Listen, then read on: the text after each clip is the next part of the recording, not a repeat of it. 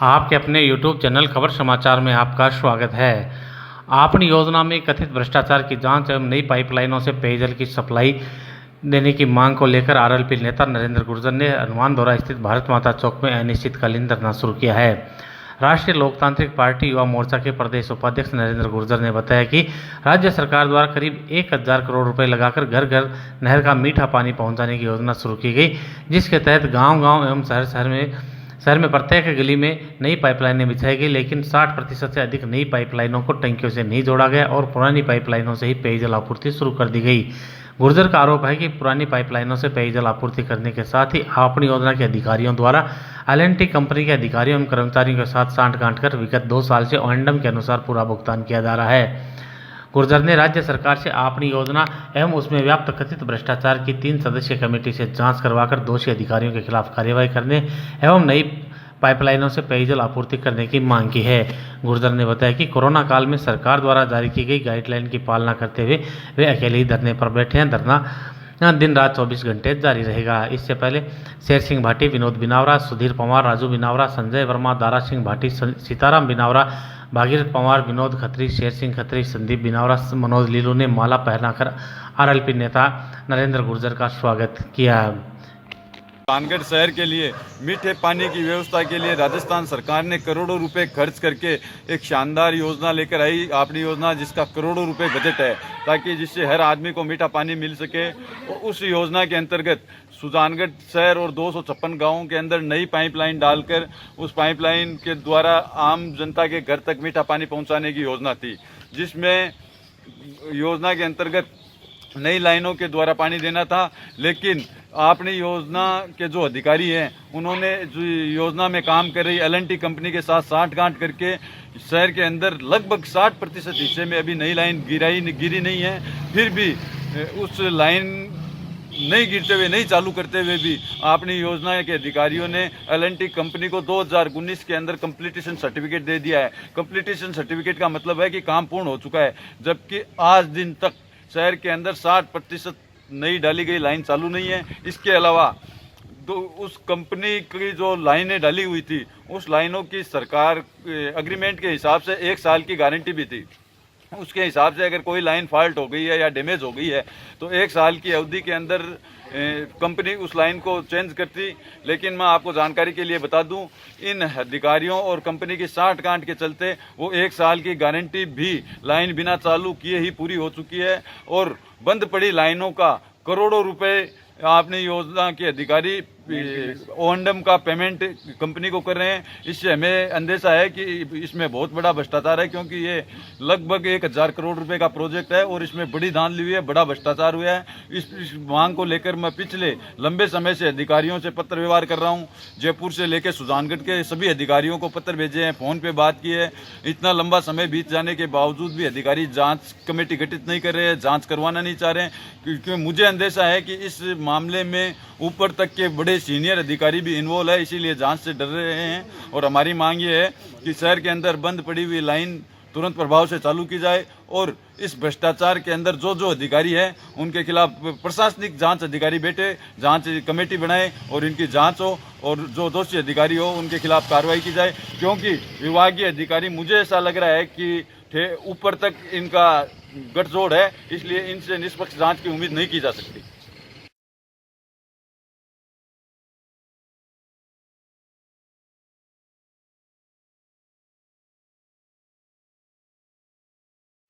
शहर में चोरियां होने का सिलसिला लगातार जारी है। चोर लगातार बंद मकानों को अपना निशाना बनाने के साथ ही पुलिस के लिए सरदर्द बनते जा रहे हैं। विगत 1 सप्ताह में एक के बाद एक आधा दर्जन से अधिक मकानों को चोरों ने अपना निशाना बनाया है, जिनमें नयाबास के 3 मकान, एक बगड़िया मंदिर के पास स्थित मकान में चोरी की वारदात को अंजाम दिया गया है। लेकिन पुलिस थाने में एफआईआर मात्र एक पीड़ित ने ही दर्ज करवाई, जबकि अन्य या तो यहाँ थे नहीं और जो कुछ पीड़ितों ने अपने घर संभाला, लेकिन एफआईआर दर्ज करवाना उचित नहीं समझा। पीड़ितों की यही लापरवाही चोरों के साथ अन्य अपराधियों के हौसले भी बुलंद करती है। चोरियों के इसी क्रम में बागड़ा भवन के पास रहने वाली कुसुम देवी पत्नी ओम प्रकाश जोशी के बंद मकान में चोरों ने बीती रात 4 कमरों के ताले तोड़कर चोरी की वारदात को अंजाम दिया है। चोरों ने चारों कमरों में रखे सामान को अस्त व्यस्त कर वारदात की है। वारदात में कितने नकदी, आभूषण या अन्य सामान की चोरी हुई है, यह तो मकान मालिक के आने पर ही पता चलेगा। सूचना मिलने पर पुलिस थाने से एएसआई रामनिवास मई जाब्ते के मौके पर पहुंचे और मकान का मौका मुआयना किया। पार्षद मनोज पारिक ने बताया कि उनके पड़ोसी कुसुम देवी की पुत्री के बीमार होने की वजह से वे अपनी दूसरी पुत्री के साथ उसके उपचार के लिए 1 महीने से बीकानेर गई हुई हैं। मकान की देखरेख करने वाले रतनलाल माली ने गुरुवार सुबह आकर घर संभाला, तब चोरी की होने की जानकारी मिली। पार्षद पारिक ने बताया कि इस मकान में यह चोरी की चौथी वारदात है। इससे पहले भी 3 बार चोरियां हो चुकी है। पारिक ने पुलिस से जल्द ही चोरी का खुलासा करने की मांग की है। सुजानगढ़ पुलिस थाना क्षेत्र में चोरियों का ग्राफ लगातार बढ़ता जा रहा है। पुलिस थाने से मिली जानकारी के अनुसार वर्ष 2019 में चोरी की 23 व नकबजनी की 10 वारदातें हुई थी तथा वर्ष 2020 में चोरी की 36 व नकबजनी की 24 वारदातें हुई। वहीं इसी वर्ष मात्र 5 महीनों में चोरी की 19 और नकबजनी की 9 वारदातें हो चुकी है। अगर 3 सालों का मात्र जनवरी से मई तक होने वाली चोरी की वारदातों का विश्लेषण करें तो यह लगातार बढ़ती जा रही है। वर्ष 2019 में जनवरी से मई तक चोरी 9, नकबजनी 3, वर्ष 2020 में चोरी 13 व नकबजनी 7 तथा वर्ष 2021 में चोरी 19 और नकबजनी की 9 वारदातों को चोरों द्वारा अंजाम दिया गया है। एएसपी सीताराम महित से बात करने पर उन्होंने कहा कि कोरोना काल में विगत वर्षों में चोरी व नकबजनी की वारदातों में बढ़ोतरी हुई है। गत वर्ष की तुलना में चोरी की वारदातों में 10% की वृद्धि हुई है।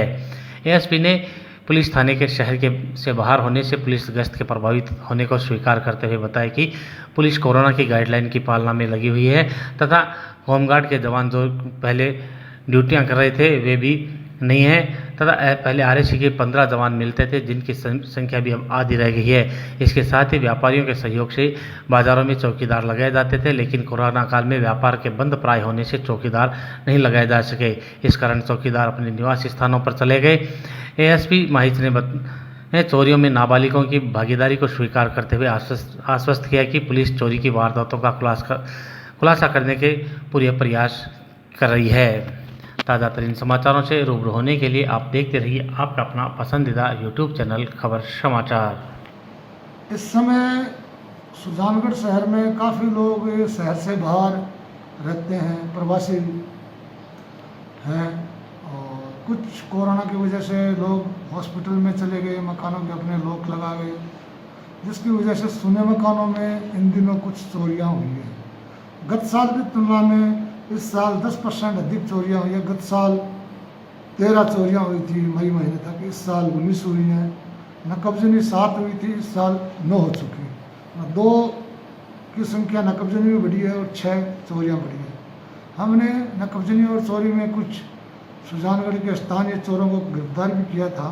एक हमने बड़ी चोरी 1 करोड़ की खोली भी है, जिसमें मुलजिम गिरफ्तार कर लिया, अभी जेसी में चल रहे हैं। मेरी जनता से यही अपील है कि अभी पुलिस महकमा है वो कोरोना की गाइडलाइन की पालना में लगा हुआ है। अभी हमारे होमगार्ड जो आते थे वो भी नहीं है। आरएससी का जो बल हमारे पास था 1 प्लाटून का, उसकी भी हाफ सेक्शन यहाँ रह गई है, हाफ प्लाटून है वो रतनगढ़ के अंदर शिफ्ट कर दी गई है। और जो हमारा थाना पहले शहर के मध्य में था वो थाना भी अब शहर के बिल्कुल बाहर चला गया, जिसकी वजह से पहले की तुलना में गश्त में जो हमारे पुलिसकर्मी थे उनकी संख्या कम हो गई है। व्यापारी भाई हमारे को पहले जो चौकीदार लगाते थे, जिनका वो पेमेंट करते थे, अब कोरोना की वजह से उनका व्यापार भी बंद सा था, तो वो चौकीदार भी अपने निवास स्थान पर वापस चले गए। वो चौकीदार जो रहने वाले थे वो भी बंद हो गए, जिसकी वजह से ये वारदातें कुछ अधिक हुई हैं। पुलिस इनको खोलने के पूरे प्रयास कर रही है और बीच के अंदर जो घटनाएं हुई हैं उनको खोला भी है, उन्होंने गिरफ्तार भी किए हैं। 1-2 घटना के अंदर कुछ नाबालिग बच्चे भी थे जो इस बेरोजगारी के आलम के अंदर उन्होंने इस बार की चोरी जैसी घटनाएं कारित की थी, जिनका भी पर्दाफाश किया है। हम पुलिस महकमे की तरफ से ये आपको आश्वस्त करते हैं कि हम पूरा प्रयास करेंगे जो चोरियां ट्रेस हैं उनके पता लगाकर उनको ट्रेस आउट करें।